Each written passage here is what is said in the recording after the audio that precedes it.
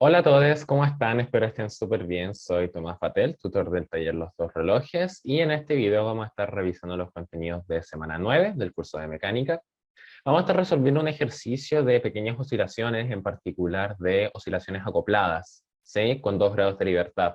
¿A qué me refiero con 2 grados de libertad? Que tenemos dos partículas que están en movimiento, ¿sí? Y el movimiento de una va a afectar directamente en el movimiento de la otra, ¿sí? Por eso se dicen que son acopladas. ¿Sí? Normalmente todos los ejercicios se resuelven de la misma manera. Este ejercicio no es el ejercicio más difícil que hay, pero sí da una muy buena intuición de cómo se procede generalmente con los ejercicios de este tipo. ¿Sí? Así que espero les sirva harto y partamos. Bien, partamos entonces leyendo el enunciado del ejercicio, ¿sí? Dice, dos masas idénticas pueden deslizar sin roce por el interior de una caja de largo D que permanece inclinada en un ángulo alfa respecto del eje horizontal. Las masas están conectadas entre ellas mediante un resorte K chica de largo natural de medios. Por otro lado, cada masa está conectada con la pared más cercana mediante un resorte K grande de largo natural de cuartos, de acuerdo con la figura. En la parte A me piden determinar la configuración de equilibrio estable de este sistema. En la parte B, obtener las ecuaciones de movimiento acopladas del sistema para los desplazamientos en torno a la configuración de equilibrio estable. En la parte C, las frecuencias de los modos de oscilación e ilustrarlas. Sí, entonces partamos con la parte A, donde me piden obtener la configuración de equilibrio estable.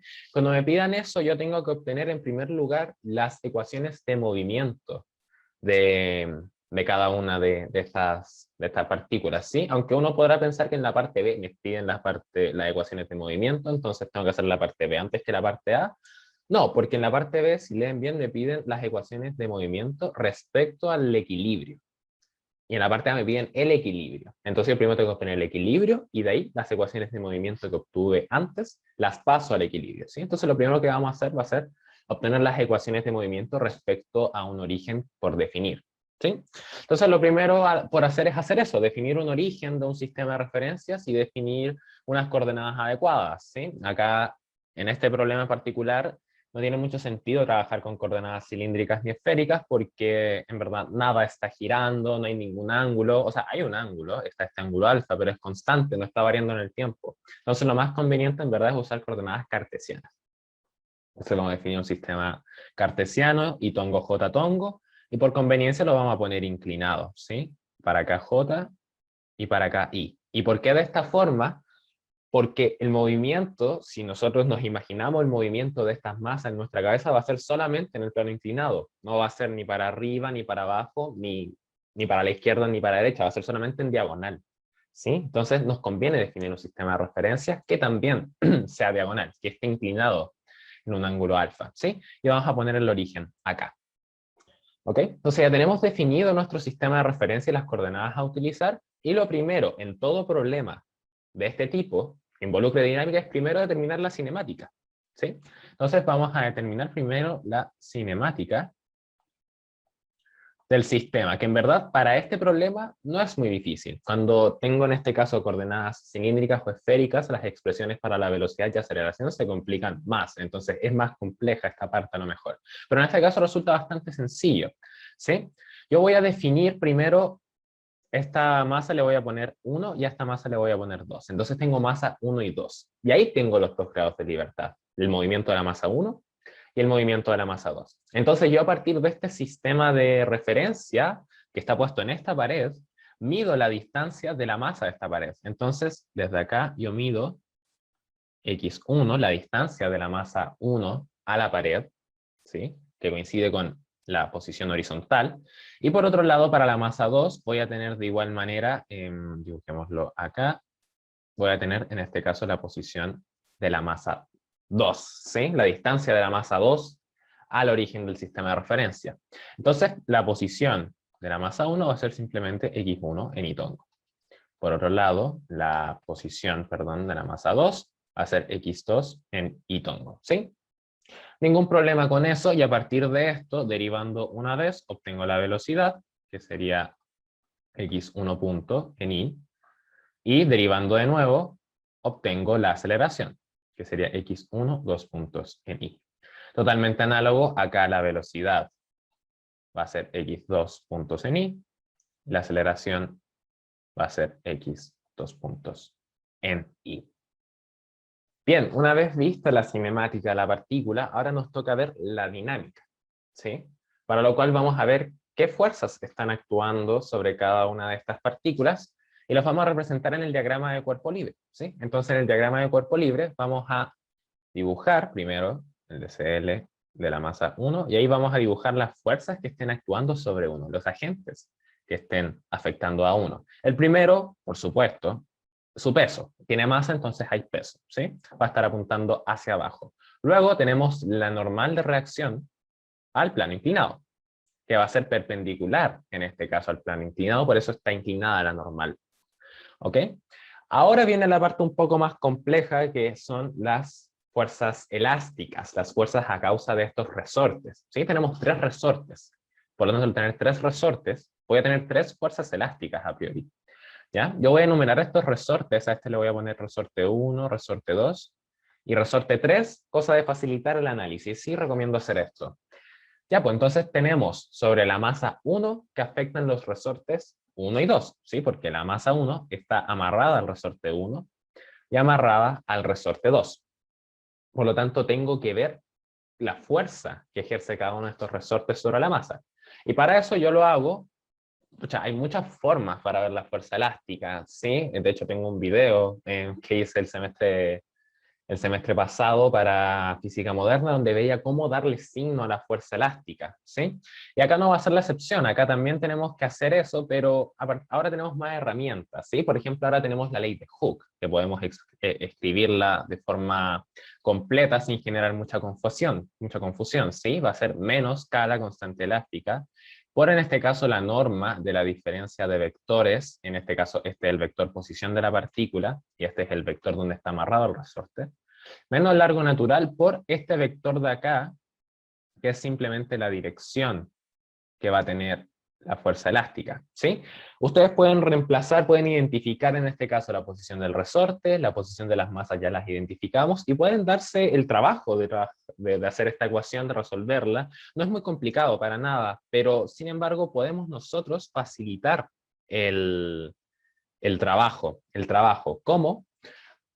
Viendo que este vector, dirección, es simplemente el vector que va desde donde está amarrado el resorte, en el caso de la masa 1, hacia donde está la masa, ¿sí? Eso es este vector de acá, es simplemente este vector, esta dirección de aquí, ¿ya?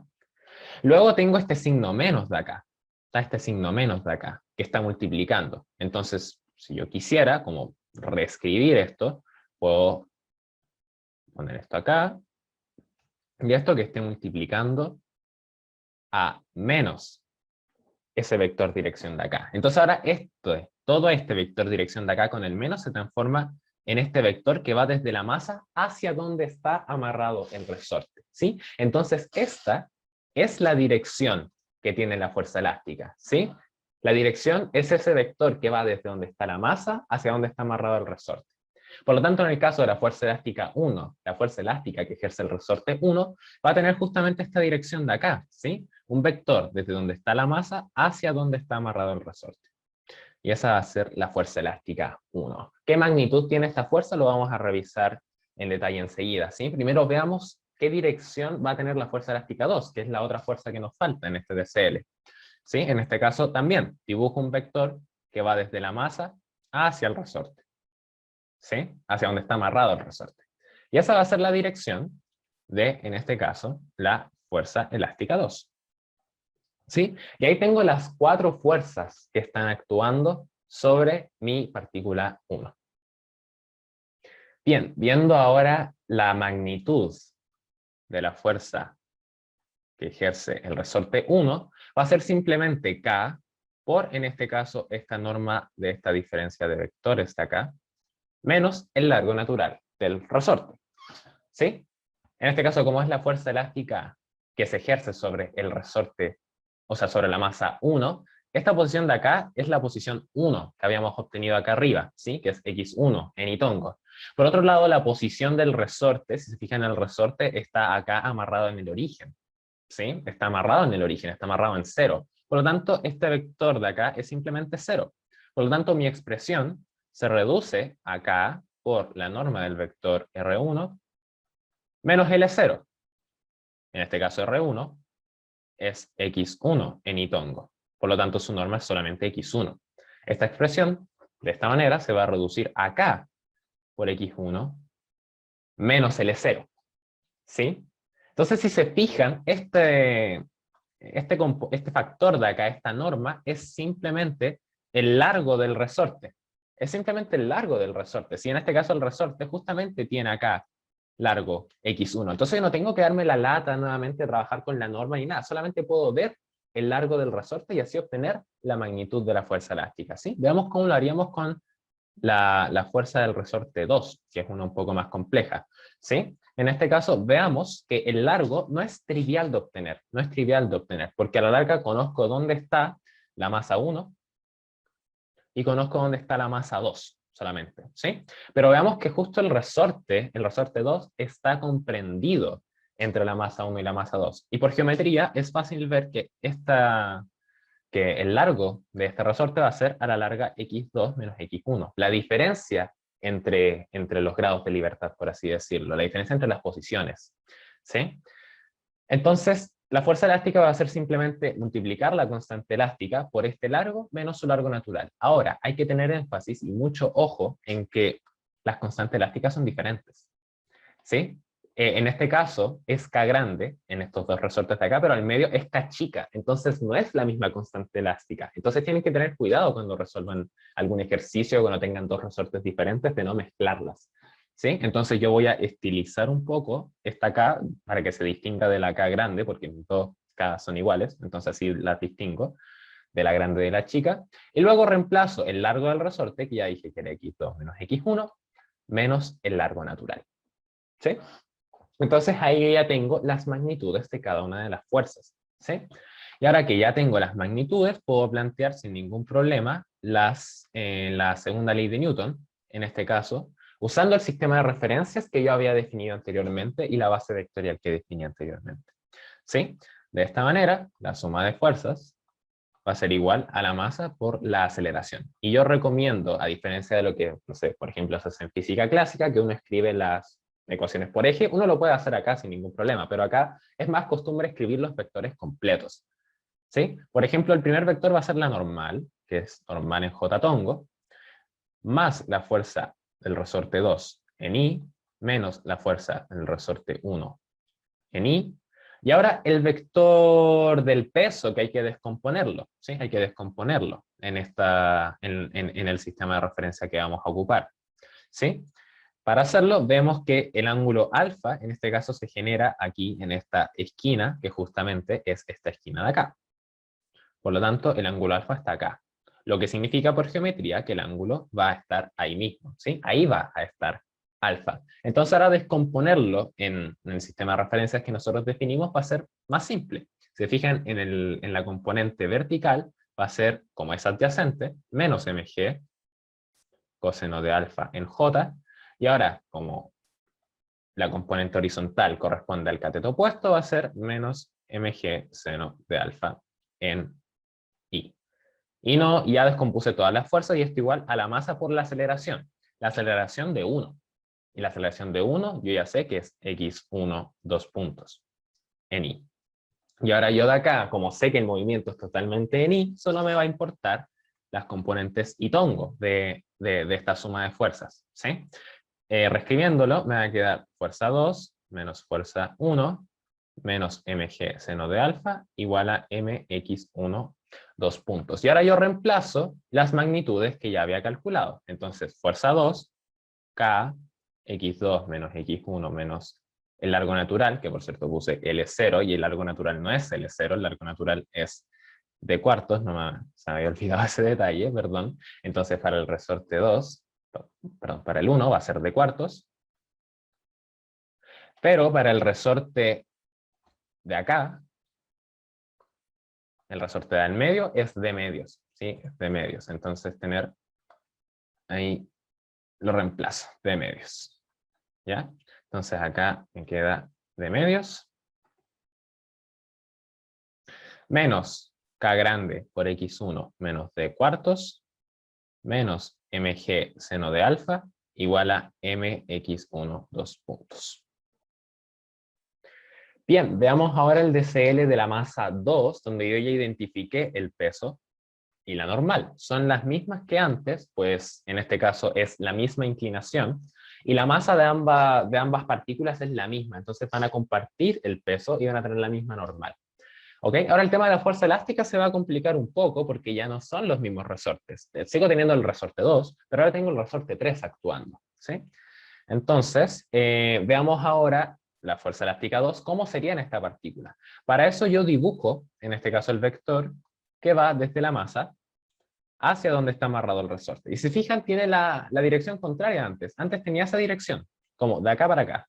Pero ahora va a tener, deja borrar, ahora va a tener esta dirección de acá, desde la masa hacia donde está amarrado el resorte, por lo tanto va a tener la dirección opuesta. Entonces la fuerza elástica a causa del resorte 2 va a tener esa dirección. Ya, ahora veamos qué pasa con el resorte 3. El resorte 3, su dirección va a ser vector desde donde está amarrado la masa hacia donde va el resorte, hacia donde está amarrado el resorte. Por lo tanto me queda para acá y para allá me queda la fuerza 3. ¿Sí? Ahora el largo del resorte 3 lo necesitamos para calcular su magnitud. Y el largo aún no lo hemos calculado y no es trivial de verlo, pero sí es fácil verlo si es que recordamos que, como dice acá, la caja es de largo D. ¿Sí? Me dice en el enunciado que la caja es de largo D. Y yo conozco esta distancia. La distancia desde la masa 2 hasta la pared es x2. ¿Sí? Así lo definimos. Ese es el grado de libertad. Por lo tanto, esta distancia de acá es fácil calcularla. Va a ser simplemente la diferencia. D menos x2. Y ese es el largo del resorte. ¿Sí? Entonces ahora que tenemos el largo del resorte podemos calcular la magnitud, el valor de la fuerza elástica a causa del resorte 3. Entonces constante elástica, que es K grande, en este caso no K chica, por su largo, D menos x2, menos el largo natural que, es D cuartos. D cuartos, me adelanté un paso ahí. Ok, entonces si nosotros efectuamos la resta, me va a quedar K de menos D cuartos 3 D cuartos menos x2. Y como es común dejar, si se fijan, el grado de libertad menos una constante, voy a hacer lo mismo acá, sacando un signo menos, y me va a quedar menos K por x2 menos 3 D cuartos. Únicamente por un tema de estética, por así decirlo. ¿Sí? Ahora si fijan tengo un signo menos, es como raro que haya un signo menos siendo que estoy calculando entre comillas la magnitud, pero está bien que haya un signo menos, va a hacer sentido después cuando planteemos las ecuaciones. ¿Sí? Entonces escribamos la segunda ley de Newton utilizando el sistema de referencias de antes, el sistema de referencias que definimos en un inicio. Entonces la suma de fuerzas va a ser igual a la masa por la aceleración. Entonces, equivalentemente, ¿qué fuerzas tenemos? Tenemos la fuerza elástica 3 en J, más, bueno, menos la fuerza elástica 2 en I, menos porque va hacia los negativos, ¿sí? Más la normal en J, menos mg coseno de alfa en J, menos mg seno de alfa en I. ¿Sí? Esta descomposición del peso es la misma que hicimos antes, ¿sí? Es la misma descomposición, ¿sí? Porque el vector es el mismo. Y esto igual a la masa por la aceleración 2. ¿Y cuál es la aceleración 2? X2, 2 puntos en Y.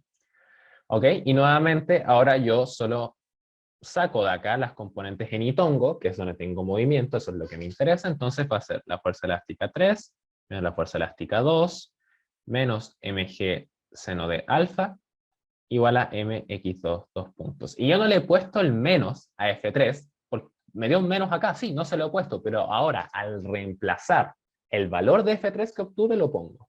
No lo pongo antes. El menos yo lo voy a poner únicamente cuando la dirección de la fuerza elástica sea negativa. Solamente cuando la dirección sea negativa, solo cuando el vector apunte hacia los negativos. Si no, no lo pongo, ¿ok? ¿Y cómo voy a saber cuándo apunta hacia los negativos? Mediante este procedimiento, viendo cuándo al dibujar el vector que va desde la masa hacia la punta del resorte, hacia donde este está amarrado, y este sea negativo respecto de mi sistema de referencias. Ahí pongo el signo menos. Si me da un menos durante la matraca, no lo pongo acá, porque después me voy a confundir y me va a quedar menos, menos, tanto, tanto, tanto, y no me va a quedar bien. ¿Ok? Entonces ahora nosotros reemplazamos en esto de acá los valores que obtuvimos. Entonces ahora reemplazo y me queda menos K por X2 menos 3T cuartos. Ahora menos la fuerza elástica 2, recordemos que el valor de la fuerza elástica 2 no cambia. ¿Por qué no cambia? Porque sigue siendo el mismo resorte, ¿cachai? Y de cierta forma se cumple la tercera ley de Newton, acción-reacción. La fuerza que en este caso se está ejerciendo acá, la fuerza que está ejerciendo la masa 2 hacia la masa 1 a través del resorte, porque eso es la ley de Hooke, la fuerza que se ejerce entre objetos a través de un resorte, va a ser igual en magnitud a la fuerza que ejerce esta masa hacia la masa anterior, ¿sí? A través del resorte. Se cumple la tercera ley de Newton, es acción-reacción, nada más que eso. Entonces, la magnitud va a ser la misma, no tiene por qué ser diferente, es el mismo resorte. ¿Ya? Esta magnitud era, recordemos, K chica por X2 menos X1 menos de cuartos, o de medios, si no me equivoco era de medios, menos de medios, menos mg seno de alfa, igual a mx2, 2 puntos. Bien, acá tenemos las ecuaciones que obtuvimos antes un poco más ordenadas, igual el lado derecho a 0, y ahí me atraqué un poquito para dejarlo, como bien digo, más ordenado. ¿Sí? Entonces ahora lo que queremos obtener de acá, que estas son las ecuaciones de movimiento, ¿sí? Estas son las ecuaciones de movimiento, no en torno al punto de equilibrio estable, porque no lo obtenemos, pero sí son las ecuaciones del movimiento respecto al sistema de referencia que nos definimos. Sobre estas ecuaciones de movimiento vamos a imponer las condiciones para encontrar el equilibrio estable. ¿Cuáles son esas? Son que en el equilibrio estable, la masa no va a acelerar, ni va a tener velocidad, va a estar totalmente quieta. Por lo tanto, en la posición de equilibrio, su aceleración, su velocidad, van a ser 0.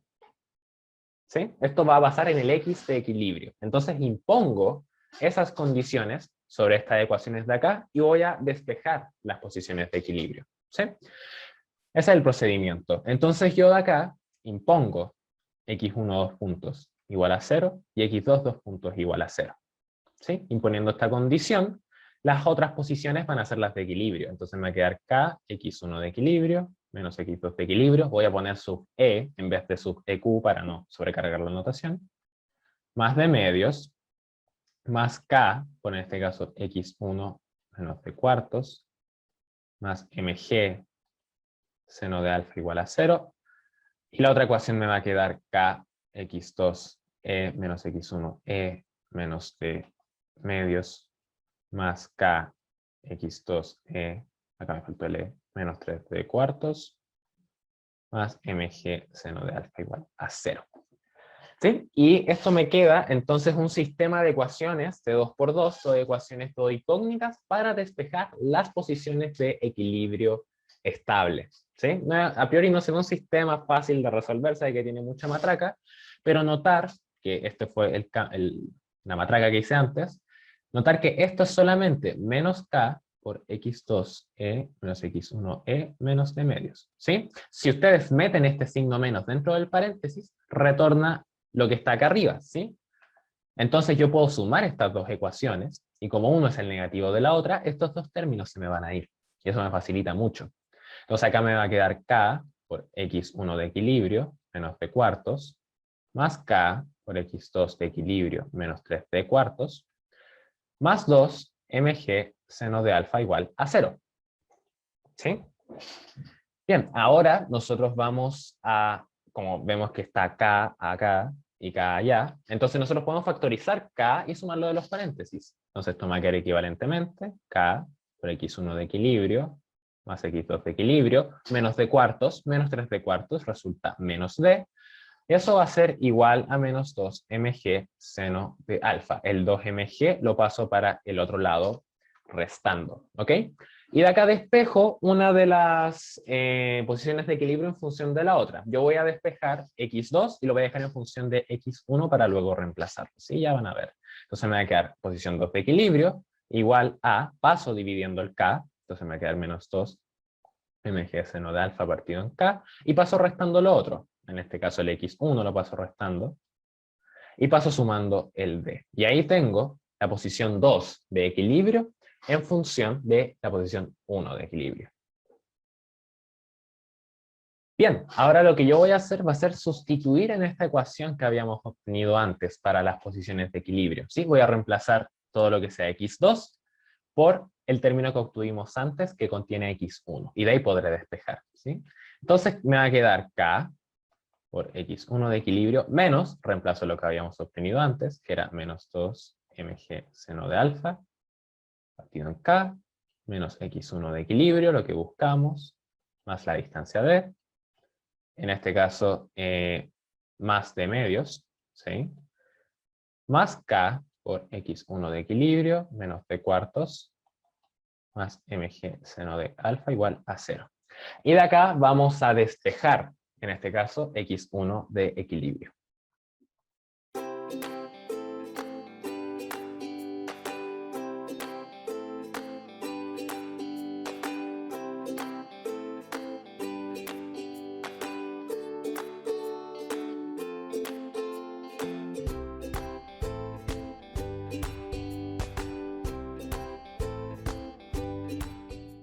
Bien, acá nosotros ya tenemos una expresión un poco más trabajada para x1 de equilibrio, pero no lo hemos despejado todavía. ¿Sí? Porque uno lo primero que haría sería simplemente pasar todo esto, restando para el otro lado, dividir por 2k chica, partido en, o sea, más k grande, y ahí despejar y está x1 de equilibrio y listo. Pero ¿cuál es el problema? Que nosotros vamos a trabajar con el x1 de equilibrio durante el ejercicio, entonces no nos conviene tener un corcho tan grande, nosotros queremos reducirlo lo más posible. ¿Sí? Y acá hay una forma de reducirlo, ¿sí? Si se fijan, esto, término de acá, este k chica 2 más k grande 4, cada vez que digo k chica me acuerdo del Descartes, no me acuerdo cómo se llama, pero me acuerdo de él. Esto, si se fijan, es lo mismo que 2k más k por un cuarto. Y lo mismo acá, este 1 más 2 k chica partido en k grande, es lo mismo que k más 2k por 1 partido en el k grande. ¿Sí? Y este paréntesis es el mismo que teníamos acá, ¿verdad? Entonces, podemos hacer el reemplazo de esta forma conveniente. Me va a quedar x1 de equilibrio por 2k chica más k grande, menos d cuartos 2k chica más k grande. Sí, reemplazo este paréntesis de acá por esto que contiene el 1/4, y de esta manera el 1/4 queda acá, dividiendo al d, más en este caso mg seno de alfa partido en k por 2k chica más k grande. Lo mismo, reemplazo este paréntesis por este paréntesis de acá, ¿sí? Este paréntesis que es k más 2k chica, y este 1 partido en k queda acá afuera multiplicando al mg seno de alfa. Y esto me queda igual a 0, de esta manera, ¿sí? Y ahora yo, como todos los términos son iguales, lo puedo simplemente simplificar, me lo puedo pitear, ¿ok? Y de esta forma me queda una expresión mucho más simple para el x1 de equilibrio. Me queda x1 de equilibrio menos d cuartos más mg seno de alfa partido en k igual a 0, ¿ya? Y de acá despejo directamente x1 de equilibrio. Va a ser simplemente d cuartos menos mg seno de alfa partido en k. Ya, ahora recordemos que antes nosotros habíamos obtenido una expresión para la posición 2 de equilibrio en función de la posición 1 de equilibrio. Posición 1 de equilibrio que nosotros ya habíamos obtenido, ¿verdad? Entonces, solo basta reemplazar. Entonces, al reemplazar el x1 de equilibrio obtenido acá, obtenemos que x2 de equilibrio va a ser menos 2 mg seno de alfa partido en k, menos d cuartos, menos mg seno de alfa partido en k, más d. ¿Ok? Al distribuir sobre el paréntesis, este signo menos, me queda menos d cuartos más mg seno de alfa.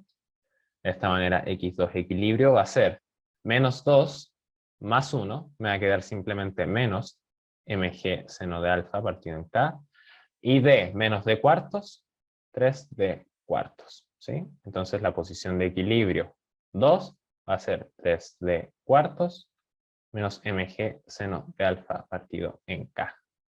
Y ahí están obtenidas las dos posiciones de equilibrio. Ups, no lo puedo mover.